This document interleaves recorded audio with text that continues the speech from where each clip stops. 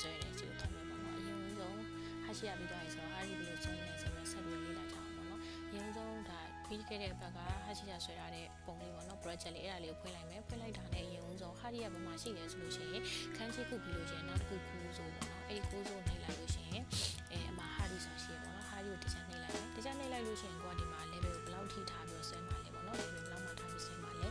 ပြီးတော့လို့ဆိုလို့ရှိရင်ဒီမှာဆိုလို့ရှိရင်ဒါသူ့ကိုတောင်းမယ်ပေါ့နော်အဲဆိုလို့ရှိရင် over ရီလား cover ရီလားပေါ့ရှိမယ်ပေါ့နော်အဲ့ဒါဆိုလို့ရှိရင်တို့ကအရင်ဆုံးဒီ property ကိုတောင်းမယ်နော် property ကိုဒီညာလေးပေါ့နော်ဒီညာလေးကိုတစ်ချက်နှိပ်လိုက်ဒီတစ်ခါကသူက concrete ကို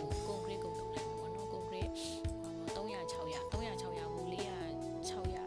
400 600ပေါ့နော်400 600ဟာဒီတကူယူလိုက်မယ်အဲဆိုအရင်ဆုံးဒီမှာ300 600ရှိရတဲ့ဒီဟာကို hand shoot လုပ်ရမယ်ပေါ့နော် edit တိုက်လုပ်ရမယ်ဒါဆိုရင်တိုက်ဖို့ hand shoot လုပ်ဝင်မယ်ဝင်ပြီးတော့လို့ရှိရင်ဒီမှာ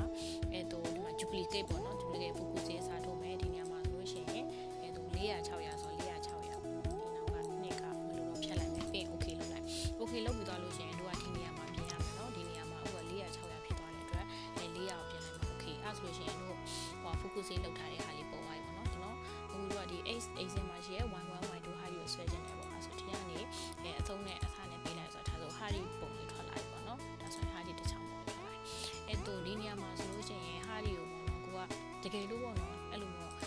ဟာဒီကိုကနှိပ်ချင်တာလို့ဘာလို့လုပ်ချင်လဲဆိုလို့ရှိရင်ဒီမှာ temper level ကိုဘာလို့တော့မလဲဆိုဒီနေရာမှာတို့ကဘယ်လောက်နှိပ်မှာလဲဥပမာ-200နှိပ်မယ်ပေါ့နော်-200နှိပ်လိုက်မယ်ဆိုရင်ဒါလေးက200အောက်ကိုကျသွားပြီပေါ့နော် okayနောက်တစ်ခုအနေနဲ့ပေါ့နော်ဒီဟာကိုကတပြိုင်နက်တည်းနှိပ်မယ်တပြိုင်နက်ပဲနှိပ်မယ်ဆိုလို့ရှိရင်ဒီမှာ set offset ဆိုတဲ့နေရာရှိရပေါ့နော်နာကိုထွက်တပြိုင်နက်တည်း minus တွေနှိပ်လိုက်မယ်ဆိုရင်ဒါဆို minus 200ကျသွားပြီပေါ့နော်ဒါဆိုလို့ရှိရင်ဥပ္ပူကျော်တို့ဘာလို့မှဆိုလို့ရှိရင်ဒီလိုနှိပ်တဲ့ပုံစံလေးလာနိုင်တာဖြစ်တဲ့အတွက်ကြောင့်ပေါ့နော်နာလေးဒီနာလေးပေါ့နော်ဒီနာလေးတစ်ချက်သတိထားပေးပါပေါ့နော် okay အဲ့ဒါဆိုလို့ရှိရင်တို့ကဆိုလို့ရှိရင်ဟာဒီတစ်ချောင်းရပြီနော်ဒီမှာဆိုလို့ရှိရင်လည်းတို့ကဟာဒီကိုတစ်ချောင်းချင်းမဆွဲဘူးပေါ့နော် duration line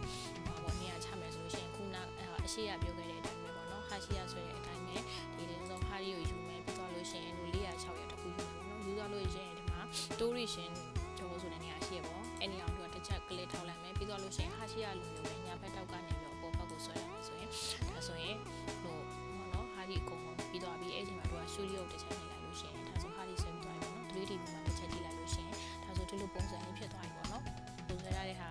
ဒါဘလို့ဆွဲထားလဲဆိုတော့စစ်ကြည့်လို့ရရပါတော့အဲဆိုတော့ဒီနေရာလေးမှာဒါကိုတစ်ချက်ထောက်လိုက်လို့ရှိရင်တို့ကဒါ over လေးပေါ့နော်အဲ့နေရာမှာတို့နောက်ထပ်ပေါ့နော်ဒါ cover လေးတစ်ခုထပ်လို့ခြင်းတယ်ဆိုရင်ဒါကိုတိုက်ဖို့ hand shoot edit ပြန်လုပ်ကြမယ်ပေါ့နော်ဒါဆိုရင်ဒီတစ်ခေါက်မှာ concrete column တစ်ခုယူလိုက်မယ်တိုက်ဖို့ hand shoot ပြန်လုပ်မယ်ပြီးတော့ရင် focus duplicate ထိလုပ်မယ်ပြီးရင်သူက300ပတ်လဲပေါ့နော်ဒီ300ပတ်လဲဟာဒီတစ်ခုယူလိုက်မယ်ပေါ့နော်300ပတ်လဲဟာဒီတစ်ခုယူလိုက်မယ်ပြီးတော့လို့ရှိရင်တို့ဒီနေရာမှာ300ပတ်လဲဆိုတော့300ထားမှာပေါ့နော် okay လုပ်ရပါလေဟာဒီလေးတစ်ခုယူလိုက်ပြီပေါ့နော်ဒါဆိုလို့ရှိရင်တို့က cover လေးအနေနဲ့ဒါကိုဆွဲလိုက်မယ်ပေါ့နော်စာမနဲ့သုံးမနဲ့ပေးလိုက်လို့ရှိရင်ဒါဆိုရင်ဒီလိုပုံစံလေးဖြစ်သွားပြီပေါ့နော်အဲဆိုရင်ဒီညာလေးကိုတစ်ချက်ကလေးလိုက်လို့ရှိရင်ဒါဆိုလို့ရှိရင် cover လေးဆွဲရတဲ့ပုံစံလေးဖြစ်သွားပြီပေါ့နော်အဲဆိုဒါဆိုလို့ရှိရင်ပြီးလို့ရှိရင်ဟာဒီမှာပေါ့နော်ဟာဒီမှာသူကဒီပေါ့နော်ဒီဘင်းထဲမှာတန်ချောင်းထည့်တာတွေပါရှိရပေါ့နော်တန်ချောင်းထည့်တာတွေပါနောက်ပိုင်းရှိရတဲ့မှာဒါကဟာဒီဆွဲတဲ့ဒါခီခွန်းအခြေခံပေါ့နော်အဲကြောင့်ခီခွန်း